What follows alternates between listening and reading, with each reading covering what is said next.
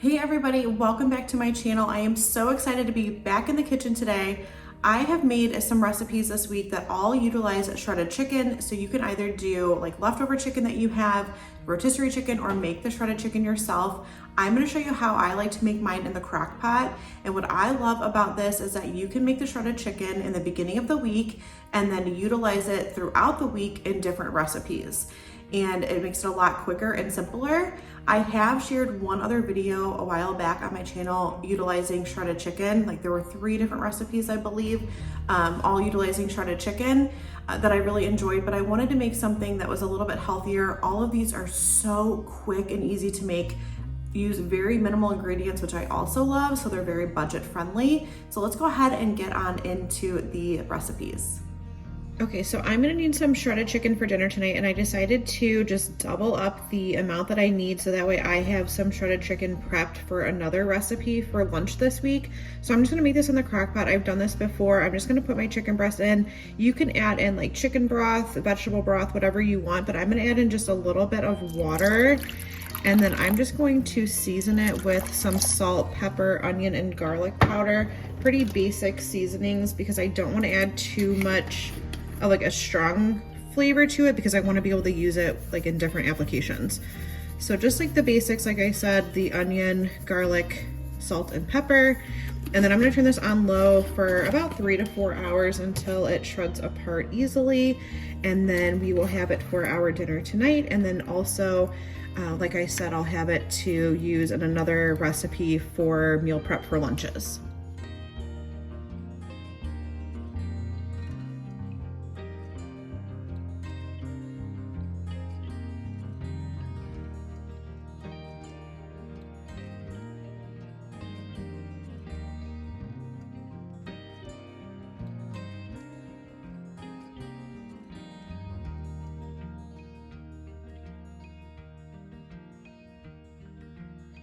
Okay, so this only took 2 hours, just over 2 hours on high. I know I said earlier 3 to 4 hours on low, I meant high.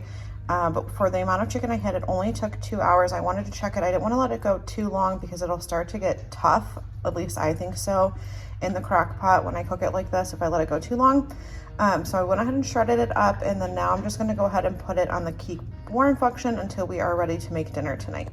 Okay, so for this first meal, I am making a barbecue chicken, and I'm going to do mine in a sweet potato. So I just started out by cleaning my sweet potato really well, and then I'm poking some holes in it, wrapping it up in that paper towel that I used to dry it off just to give it some like moisture.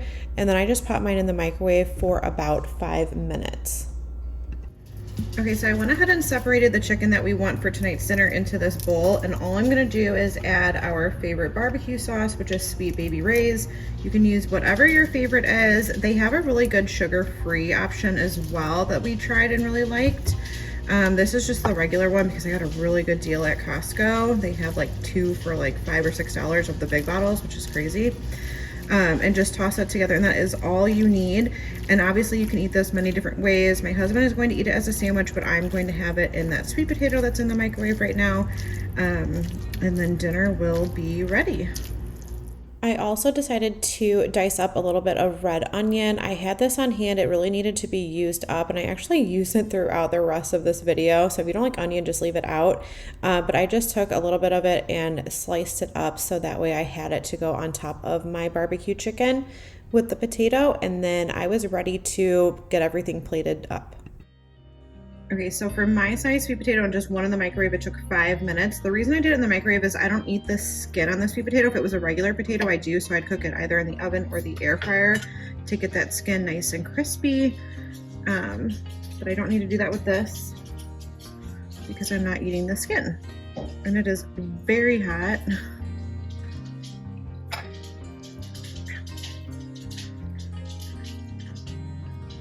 I'm just gonna open that up. Gonna break up the sweet potato a little bit. All right, then I'm also gonna put a little bit of salt like directly onto the potato to season it. And then top it with our chicken.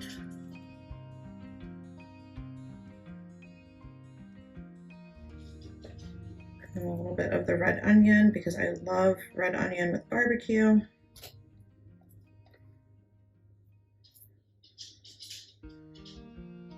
And that's it. I absolutely loved having the barbecue chicken inside of the sweet potato. So if you like sweet potatoes, I definitely recommend that recipe. And then up next, we are going to be making a chicken salad to prep for lunches for the week. And yes, it is going to start out with blended cottage cheese. If you have never tried it, don't knock it. I am telling you, you cannot tell that this is cottage cheese. It blends up so nice and smooth, and it's just really creamy. So I'm just going to add it into my little brawn tool here that I use all the time if I am blending up things in smaller portions. But you can add it to a blender or a regular food processor, whatever you have. You just want to make sure that you blend it until it is nice and smooth and creamy. And I'm going to show you that texture in just a moment that you are looking for. Okay, so you just want to make sure that your cottage cheese is nice and smooth and creamy like this. I have shared multiple different recipes, all in like shorts, like YouTube shorts of different blended cottage cheese recipes. There's like savory dips and then also some sweet options, including a pumpkin mousse. So that's perfect for this time of year. But anyways, this just comes out so creamy. So I thought it would be a good replacement for like mayo or Greek yogurt in the chicken salad. That way I get a little bit more protein and it's a little bit healthier than using the mayo would be. All right, so I love walnuts in my chicken salad if I'm doing like a traditional kind of chicken salad. So I'm just gonna run my knife through these just to chop them up into smaller pieces. But obviously if you don't like nuts or you don't eat them, you can leave them out. This is gonna be a pretty basic chicken salad. I have actually a whole entire video of different chicken salad recipes. So you could use any of those and substitute out the mayo for the cottage cheese if you're wanting to try out the cottage cheese, but you want like a flavored chicken salad, because those recipes were absolutely amazing. It's just today I'm wanting something like really quick and simple. Not that those were difficult, but I have this stuff on hand, so I just want to use this and make like a more traditional kind of chicken salad.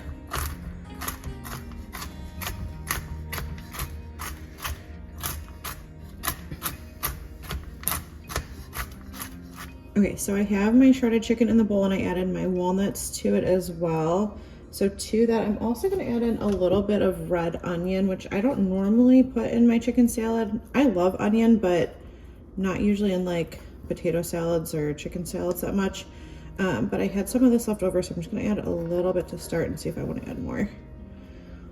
And then the blended cottage cheese, which I'm just gonna add a little bit at a time so that I don't add too much. And I went ahead and blended the rest of what I have up so I can just put it back in the container, because I love to use this all the time for those other recipes like I said before. So now I just have it blended. I'm gonna add in some lemon juice and then a little salt and pepper.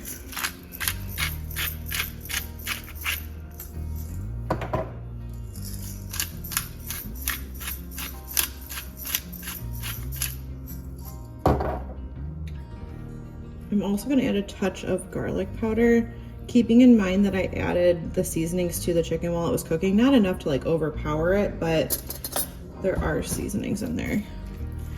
And then just going to toss this together to combine everything and then judge if I want to add more of the cottage cheese.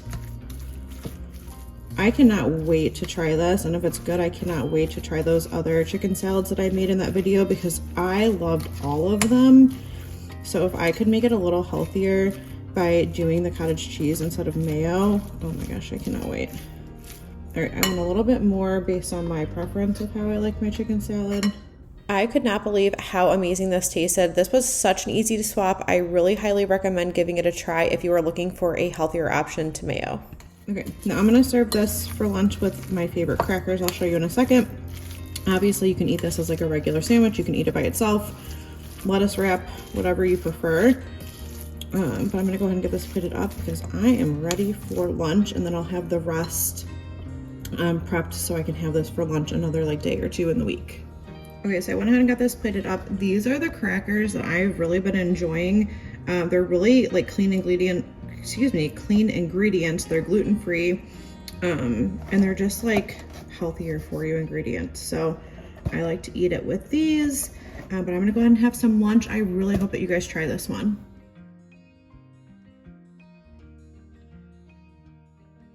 The next recipe in today's video is for this cheesy Mexican chicken, and it may not look like much because I don't have it plated with like rice or like on a tortilla, something like that. I actually just ate mine like that out of the bowl and it was so amazing, and I wanted something that was lower in carbs, so it just like totally hit the spot.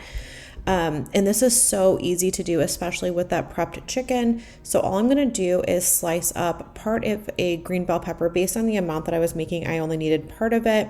So I just wanted to slice it up into like thinnish strips. And then this recipe also calls for onion, and I had a regular yellow onion, but I didn't realize that the one I had gone bad.